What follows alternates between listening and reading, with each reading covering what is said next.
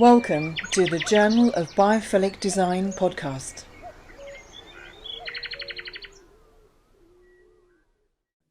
Well, welcome. We're thrilled to be joined today by Lara Cowan, who's an award-winning property entrepreneur and strategist. In her spare time, she was studying horticulture and was volunteering for mental health and gardening charities in her spare time. But she's recently fully pivoted her career into nature therapy and is now a regular broadcaster on BBC Radio on the subject, talking about ways to access the power of nature. Along the way, she's also squeezed in developing a mindfulness coaching business with former monk and interfaith chaplain at Imperial College, Karuna Priya, and featured in the Financial Times, How to Spend It, and the Telegraph. But foremost, she says she is a single mum, big sister, mentor, and businesswoman recognized for her tenacity and drive. And I can second that, actually. She sets up her first property business, Grenadine Escape, selling land and villas in the West Indies when she was just 21, and her daughter was 2. And now, 20 years on, she's focusing on what her side hustle was, Botanic Shed. Lara, really, many thanks for joining us. I'm thrilled you can. Thank you very much. So I'm thrilled to have been to have met you last year, and thank you for the lovely introduction. I must just say one thing, which is quite interesting and very relevant, that Botanic Shed has been sort of kicked off during the lockdown. Something else that happened during the lockdown is I met my match, so I'm no longer alone. And you know, something good came out of the lockdown, as well as a new decision to make the career change to full-time Botanic Shed. I'm not just a single mum anymore, so that's the good news for everyone. That's good news out of lockdown. Yay! But yes, Botanic Shed is it's basically me. I've decided to use all my energy, or what I can, to be a kind of teacher in terms of trying to teach people how to get the most out of nature. I've had quite a challenging road so far in business and family life, although there's been highlights. I just kind of thought, I've had nature, I think, as my anti-depressant, and I want to then share that and give myself more of it during my life, as well as my close family and everyone else in the world. I'd like that to make it sort of a non-negotiable part of a daily routine, being in nature. And so we want it to become the leading language. We wake up and think, what am I doing? How am I integrating with nature today? It's a lovely thing. Can you tell us a little bit more about Botanic Shed and exactly what your company's aiming to do? You know, the different strands that you...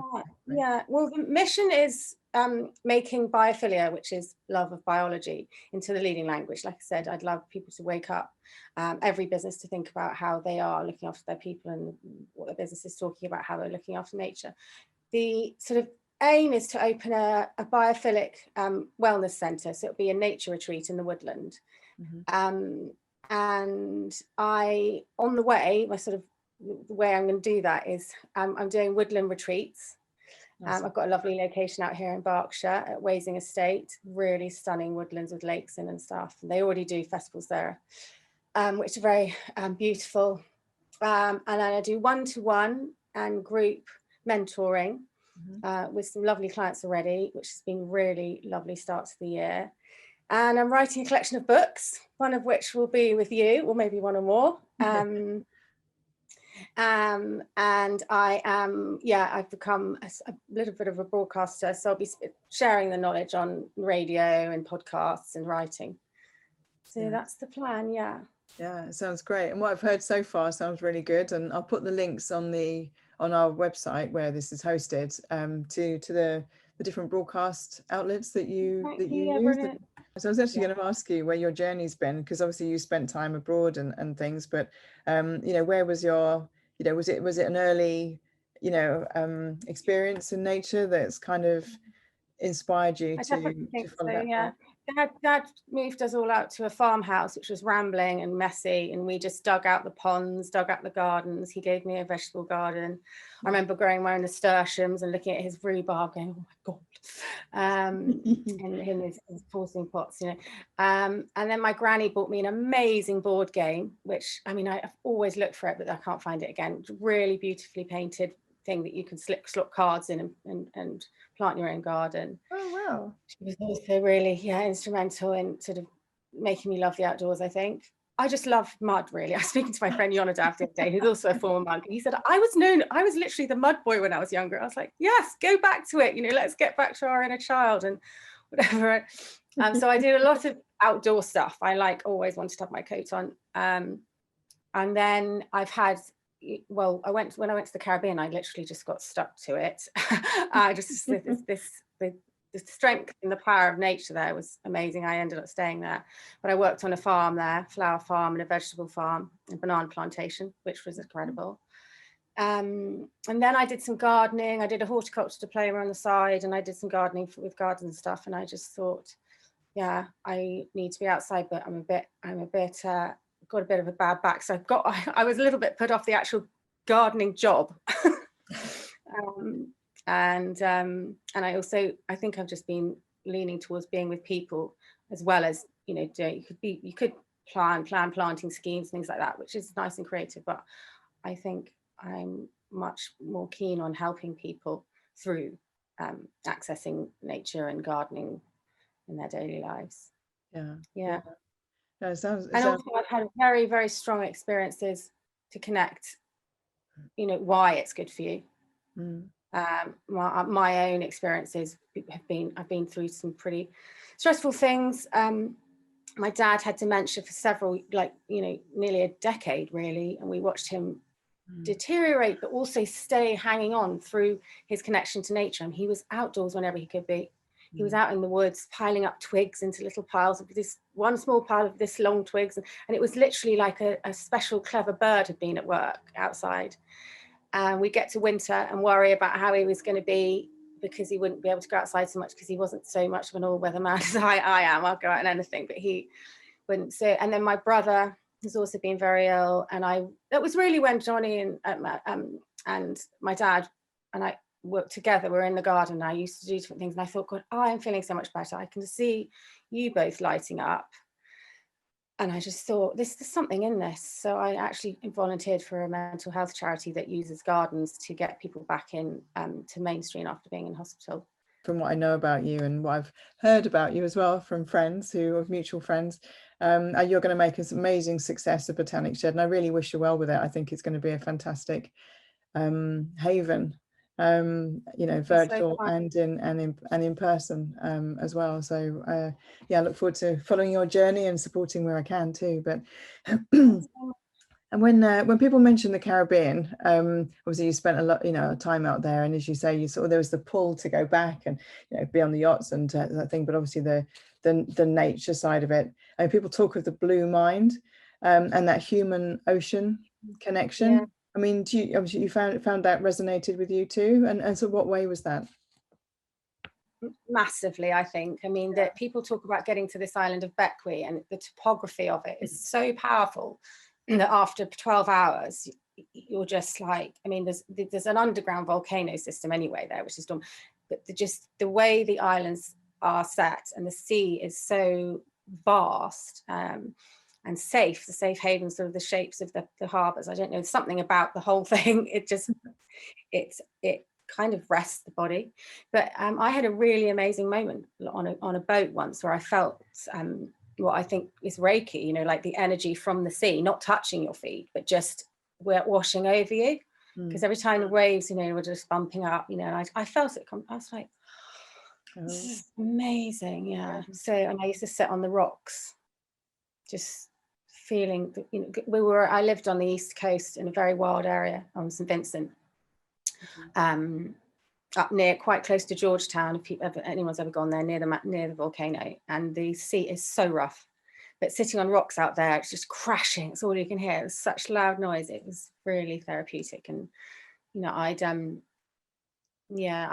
lost my granny. We'd had some turmoil at home. I'd had a long time just hanging on at school, and I just thought this time was just really cleansing and amazing. It was lovely. Yeah. And obviously, you're completely surrounded by all the chemicals and all the effects that nature has on you, because there's not many buildings along that East Coast. So it was amazing.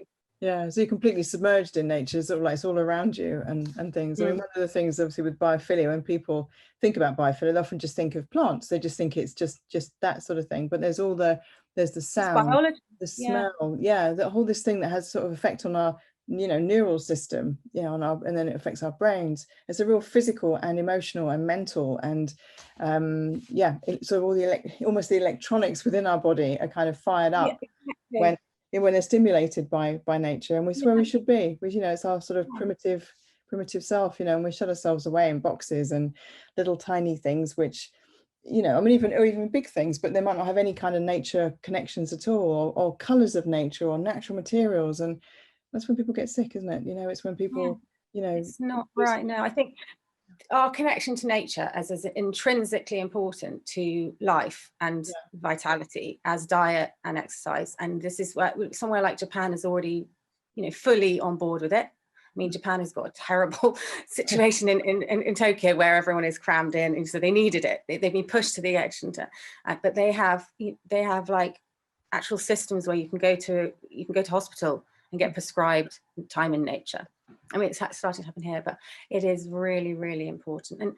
And what I would like to say to people as well is, like, when you're going outdoors, this is the change in mindset. You're not just going outdoors. You're literally like you said, you're chemically reacting. And you're biologically reacting. You are stimulating like happy hormones in your body when you're outside. So you could go outside and storm around and think I've got to listen to this podcast to, you know, get clever, or I've got to do this because I've got to be always active, or just you know, not being able to quiet your mind. But you know, if you go outdoors, don't just go outdoors. Just go outdoors and think, what's my job here? Should I get down close to the soil to activate some stuff going on in my body there, or what shall I do to actually respect myself and respect nature and get the benefits from it? Yeah. So leading on from that, I mean, obviously everybody's locked in. Everybody can't, you know, at the moment we've been sort of prescribed by the government to stay indoors and not go out and not do this and not communicate and not do anything. But we can go out and exercise. You know, we can go and do a little bit of something. So I mean, obviously nature sort of, you know, nature heals us. So how would you like to see people engaging in nature more? I mean, what can they do during the sort of general restricted movements that many of us are facing during this sort of corona outbreak? What would you prescribe people to do? You know, so this is a Botanic Shed prescription. Yeah. To actually go out and, you know, what should they do, like even once a day? What would you advise them to do? Well, first off, I would say non-negotiable, step outside, you know, in the first thing in the morning. If you can't do that, I would say you really need to have a non-negotiable. If you can do it, an hour engaging in nature. You know, look, if you don't want to go outside, you could just sit at the window with a little bit of the window open and just look outside and give yourself some time, maybe half an hour doing that, and then half an hour walking outside. I would say if you can do this, it will really have a good effect on your life, because if you can think of your day and you're just dealing with this person, that problem, this thing, not eating probably well enough that you think, but if you can squeeze in an hour of just being outside or looking outside, that would be the best thing. And I think I do this every day, but I always go outside first thing before I work, even if it's like 5 minutes. So that's one thing. The other thing is that if you can't go outside, as I said, you can look out the window. You might be thinking, oh God, what am I doing? Especially if you can only see a building. There are benefits, proven benefits, to looking at plants indoors, even if it is an indoor plant, because the shapes of plants are, you know, a natural phenomenon, and they are, we're genetically programmed to align ourselves with the beauty of nature. So even if it isn't real, even if it's a picture or if it's a fake plant, just even if you want to spend 5 minutes looking at your fake plant, just seeing how do these leaves connect onto that branch, because otherwise you're just looking at it going, oh, there it is, you know. But there's actually, you know, if you thought of yourself, if you were a baby, you'd really look into that and look at where are the leaves joining on it, and which leaves are bigger and why, and the magic of leaves, of these fractals that they have on them, because the patterns on them are, I mean, it actually feeds into the amazing work you're doing in bringing nature indoors by, you know, looking at leaf fractals actually stimulates the same part of our brain that makes us happy, that music does. Yeah. It's incredible. This is a Yeah. mathematical phenomenon of nature. So that's my prescription, is looking at things indoors that you have, but you need to give yourself, you know, I don't want to say minimum half an hour. I'd like to say the non-negotiable 1 hour for nature, you know, connection, one way or another. Yeah.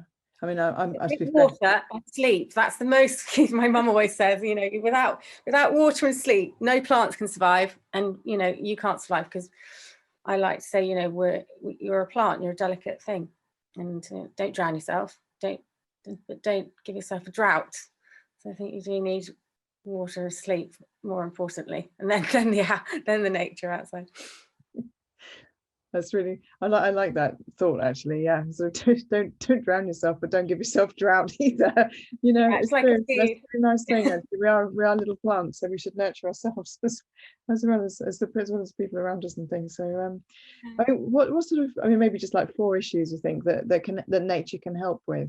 I mean, what sort of some of the key things that nature can really help with, you know, people are kind of undergoing? Well, some things that might feel really relevant. I mean, there's a massive list of things, but anxiety, you know, it can hugely help, because it can decrease the amount of cortisol in your body, being outside near trees. I mean, I can go into the details, but if it's anxiety, I'd say loneliness can be combated, loss of control of your mood, you know, loss of temper, that can be reduced. You know, the effects of menopause, and it can help you lower your pain threshold. I think that those ones are really quite key and relevant. And lots of people are living in pain, whether it's because of their back, because of how they're working, or because they're actually going through, how many of us, what are the statistics on cancer and all these, you know, very serious things that we don't have an amazing cure for yet. I think knowing that there's these ways to deal with pain, not just physical pain, but, you know, like emotional pain, it's huge. Yeah. Did you want to expand a little bit on those? Or, you know, on well, I can give you a couple of ways to try to access. So one of them is, I just did a recording on the radio on Sunday called How Dirt Makes You Happy, and I thought, well, the connotations of that are quite silly, but it's really about get down and close to soil, because soil can make you happy. And soil has microorganisms in it called Mycobacterium vacci, and they are negative ions, and they stimulate the production of serotonin in our bodies. And we know what serotonin does, it makes us feel happy. So literally smelling soil or being close to it will give you small doses of serotonin, and obviously being closer to it in warmer weather, it's the higher doses. But you're not going to go and get blown away, go, oh God, I just feel like I'm complete. but regular doses will help you combat, you know, your quick triggers to feeling stressed or your generally low mood. And now is a really good time to access that, because we've got to go and get the soil ready, if we can, anywhere, to, you know, you can turn it over, get rid of the weeds, compost it and fertilize it. This is the sort of soil admin time of year, but you can do it all year long. So soil is I think that's the magic one, really good. No wonder I loved mud. And looking at exactly, the other ones are watching birds fly across the sky, or eating the bird table or anything, because that one's a good one as well, because watching birds and watching something beautiful creates a sense of awe, and awe also creates happy hormones in our body. So that's fantastic. Just watch them at home. That's why watching Blue Planet or switching on to the network Water Bear on Netflix will help you, because you'll be just going, that, you know, full of awe, full of happy hormones. So it really does work. Being near the sound of water, I love this one, because you can just either get in the bath and run the bath, or just sit next to the bath and go, turn the tap on and just listen to it. That really does work as well. It's like a break for the mind. It decreases our cortisol production. And then I think, no, thank you. I just got offered a cup of tea. what else is there? Well, going into forests is incredible. You know, they've got trees give off chemicals which they use in the air. That's their, you know, like we have telephones working, or we wire money. It's like magic. Well, got their own magic because they've got the chemicals that are in the air between them. That's their communication system, and they're called phytosates, and they help us create happy hormones as well. And this all protects our immune system and builds up. You know, it doesn't just help with our stabilizing our mood, it helps strengthen our immune system and make us stronger. You know, help us, you know, if your kids keep coming back when they're allowed to school with sniffly noses and colds and stuff, you don't want that to affect your day and week. If you've got a strong immune system, you'll fight that off. I mean, there's lots of things wrong with with me and other things that I do, and I easily get stressed, but I don't get ill, literally. Because I think it's because I touch wood. I mean, I do get ill. Yeah, I'm doing it. You know, I got a fever the other night, which I was really worried about, and it just went away and I wonder whether that is because I spend so much time outdoors. I've got a strong immune system. Yeah. But that, I mean, really touch wood, I do get ill, but I just don't get very regularly ill. So I just think there's actual scientific proof. If you want to go away and look things up, you know, blood tests on people before and after they go out on forest walks, they show that there's a massive increase in health protective factors in our blood stream after our forest walks. So, and these health protective factors are serious. They're anti-diabetic, anti-obesity. They support our cardiovascular system. Diabetes and the treatment of diabetes through forest walking or the support of it is really close to my heart, because my poor 5-year-old uncle, that would be weird, my 5-year-old nephew, who's called Freddie, and he's an amazing boy, has just been diagnosed with type 1 diabetes, which means he has 12 injections a day. He doesn't have any of his own production of insulin. So he is so vulnerable now, you know. Diabetes is just absolutely awful disease, really, because you're literally on a knife. You know, if you didn't get insulin, you would die. It's awful. There's a story my sister showed me, is about all these children were in this ward when they were all passed out in diabetic comas, and then when they all were injected with insulin, they all came alive again. That's how awful it is. He doesn't have that, but you can control your immune system, and you can support yourself, and when you have diabetes, by giving yourself this kind of strength from the outdoors and going forest bathing. I think forest bathing is a massive one. And if I can say one last one, I know that's a lot of them. I have been a lover of wild swimming. Okay. So some of the Thames near where my mum lives. Now I swim in the Wazing Lake. 1 degree it was last time I went in. And that is, I can literally, I mean, the other day I went in, my heart was really stressed out, and as I just swam, it just went, you know, quicker than any meditation or any trying to walk away and calm down. It just went, I was like, oh, this is amazing. And it also just makes you feel incredible for the rest of the day. Yeah. But not everyone can get near a lake. But when you are near a lake, if you are on an outing, and you just think, I've only got today, this is 24 hours is precious. Not only precious to have fun, but precious to do something good for your health. So I'd jump in if I were you. I'm not alone. Be careful of what you're jumping into, but yeah. Thanks. Actually, I've got a friend who does ice swimming. He was swimming for Team GB, and so I followed his journey, and he ended up sort of swimming across the channel and things. But yeah, same thing. You kind of had all those benefits of actually swimming in cold water, you know. I'm not sure if that's for me, but I might go for a paddle though, so I don't I know it's really hard, and if I put my toes in, I wouldn't have gone in, but I just throw myself in. But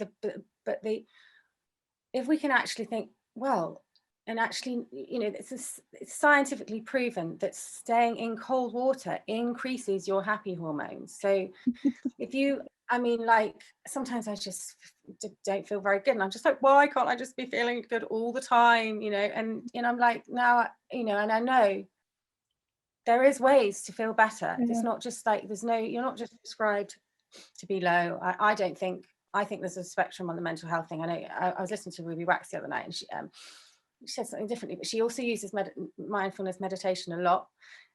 I think that we are all just on a line, and we just need to go, we need to use things like our natural surroundings and our own chemistry to look after our mood, and stay happy more often. Staying healthy. Yeah. Yeah. How would you obviously, you know, sort of talk about being outside and that, but like you have touched on just earlier about if you can't get outside, I mean, how do you see, because we have a lot of interior designers and architects listen to this, and obviously you've worked in property, so you've probably seen it yourself, how some interiors help sell things probably easier than better than others or whatever, but how do you see biophilic design, and how do you see elements of nature or nature being replicated inside? How do you see that benefiting, or how can it be used inside interiors for the benefit of us? Well, well, it's undoubtedly a huge benefit. As like the old, you know, I think it was in the 80s that Roger Ulrich did his research on the benefits of seeing outdoors in the speediness of recovery of patients in hospital. The same thing, if you can see outdoors and you're at home, and you often get depression or anxiety or tired or any other illness that can be made slightly better by having a better balance of happy hormones and positive hormones in your blood, I think is obviously key. So natural light is just obviously of utmost importance. But also just looking at elements of nature indoors, I think, is really, really important. And properties aren't going to sell nowadays that are dark and dingy, because there's a connection here with longevity of life and quality of life. So who if they were able to, would choose a house that was going to give them a rubbish quality of life and make it shorter, versus someone's home who has been thought out. And many architects now integrate the outdoors into their designs, to bring green walls in. I mean, one of my friends, Amos Goldreich, I've introduced you to, he said he had 3 clients. You know, it was the man, the wife, and the plants, because the plants really need, and they were like, no, the plants need this. You know, so yeah, phenomenally important for the good of mankind and of the world, because the better we are, the better equipped we are to look after our the people around us and the planet around us. We spoke, I mean, thanks for introduction to Amos. I was going to say, you and I have spoken before about, obviously, because I people listening to this may or may not, if they're new people, they might not know, but I'm a photographer as well, and a sort of video maker and blah blah. But I shoot pictures of blah blah blah. You're absolutely phenomenal. Photo A. I think hopefully you're going to say all that. Thank you. Lights under bushels and all that, or whatever it is. I'm not sure what it is, but anyway. But I obviously I love being outside in nature, and I'm really inspired by it. And when I was 16, I started shooting landscapes and started selling them. That's how come, I've just got an affinity with it. I just love that. I used to go off with my dog and take my camera, and would go on the beach in St Ives, we'd have some holiday down there, and I'd just be away. My mother would be up one end writing, she'd be writing novels or her stories or murders or whatever it was, and I'd be down the other end with my camera and the dog. And so I've obviously I've been, I now print on aluminium, and I print canvases, I print on acoustic panels, landscapes of nature. We do massive large scale wall vinyls so that people can immerse themselves in nature. Really great in offices and leisure facilities and all that sort of stuff. Obviously you touched on Roger Ulrich's study in the 80s, where views of nature are really important. I mean, what do you think, you personally, are the benefits of bringing virtual nature in? I mean, we spoke about potentially collaborating with in a different, in a hotel space, or we'll put the hotel rooms slowly into a biophilic kind of setup.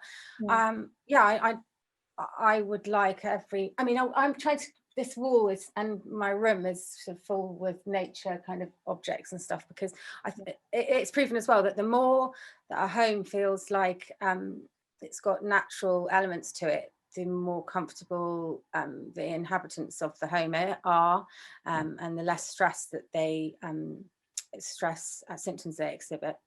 So it's, yeah, I think it's absolutely crucial. And I saw your work. I don't know how, it must have been a few years ago, because I've saved one of the images in my folder, because as I said, I set up Botanic Shed as a blog years ago. And then you just got a really beautiful work, and I just immediately thought, well, we're going to create do the retreats this year, and hopefully for time to come run woodland retreats. They've also got a hotel there anyways, and yeah, they were straight on it when I said let's because I do like, as you know, styling and stuff as well, so I said let's restyle some of the rooms. And I think impeccably important, because if they're on a if they've dedicated or invested, you know, to put their time into coming on a retreat to help them change their mindset and make them better, not just during the retreat, but, you know, chemically and physically, they will be better for several days afterwards, up to 30 days after woodland bathing and being of the right mindset. But, you know, if they can start it off by being in a room, in the hotel, for example, that just extends the experience, because they go back indoors and their room is still the forest experience. Now, if the whole of our whole lives are, you know, we go into they go home, and they've got that at home, and that is just going to extend their benefits enormously. I often think, why are we looking at a plain white roof? And it's what we look at for like many hours of the day. So I think roof ceiling art is what we will be putting up as well. Obviously, people who were lucky enough to have millions and millions of riches and stuff, yeah, you go into palaces and you see the ceilings are absolutely stunning and they have beautiful geometric patterns, but why can't we? Even little ones. Yeah, exactly. Yeah. We install clouds on ceilings as well, so it's it's really nice. You know, kind of, you know, like you've got like a little portal looking up. You know, you sort of make a round shape, and it's like you've got like a one of these nice places. It's a really final question. You're doing a very important job. Oh, thank you. I was gonna say, if you could, sort of final question really is a kind of, if you could brush the world, you know, if you could sort of coat the world with a brush of biophilia, what would it look like? How would people be? What would it look like? Well, my brush, I hope that I start to, or trigger and leave a bit of an imprint on, is changing the language, the way that we think about nature and that we talk about it. So as a broad brush, it would be that every single person does understand the value of looking after the planet. I don't want to name any names, but I've got an essay that I started, I didn't finish it, but it was to write to one of my family members to prove that there was such a thing as climate change. I was like, so yeah, for everyone to understand this, you know, like non-negotiable importance and connection in our connection to nature. Yes. Visually, all I'm seeing is like cherry trees, and that scene that Robin Williams is in, and I don't know what the film is, and then he's sort of, it's all painted and he's in that beautiful lake, and there's loads of reflections over. I see reflections of trees into water, and that would be the brushstroke I'd like to give to people's lives, just a beautiful load of water reflecting leaves and trees. Really nice. But what about you? What would your brushstroke, your biophilic brushstroke be? Oh, obliged. I don't know, actually. Thank you for asking me. I've never yeah, it would be, there'd be plants in the house. Everybody would have plants in the house. It would have lots of natural light. There'd be, you know, the facility to have like a little waterfall next to you, you know, so you could hear water. When I spoke to Sally Augustin, the environmental psychologist, she said about the importance of having sort of soft moving things around you. So I'm talking about interiors only at the moment. But, you know, you'd have all these different elements that would sort of stimulate your like your happy gene, your happy gene, your happiness inside, you know, your happy vibe. And and good acoustics as well is really important. But yeah, everybody would be able to live in like a live in, live out kind of space where you have your kind of cozy hygge environment, and then you can push the doors back, and then you can have this beautiful scene of nature. And I'd love that for everybody. I'd love that to have everybody have like a gardening space, and they can nurture plants and food, and it's maybe a community space, but there's that whole connection, that inherent connection is just made easy for everybody, really. So that we can commune with everybody. So yeah. I love that you said about the acoustic things, because I know we're coming to an end of the interview, but what we haven't mentioned is sound. Although I mentioned the sound of water, but sound is just incredibly important, and also animals. But sound, I just want to say one thing on sound, is that sound can heal, that sound can torment as well. And there is such a thing. My daughter reminded me, because she's doing a piece on her degree on sound. Sound is used as a torture mechanism, so it's awful. That's how integral it is to our being and our sense of being. It can break us and it can make us. So sound is incredibly important. And then animals, I'm absolutely mad on spending time with natural horses and dogs and stuff. So, and they are incredibly important, but that's a whole other angle. Yeah, exactly. Yeah, I've got the cats and dogs and chickens. We will have horse therapy as well. Okay. And anyway, I can help people access horse therapy now, but yes, there's so much for everyone. And I wish that everyone can have an easier and happier life, and especially than we are at the moment. Thank you for listening to the Journal of Biophilic Design podcast.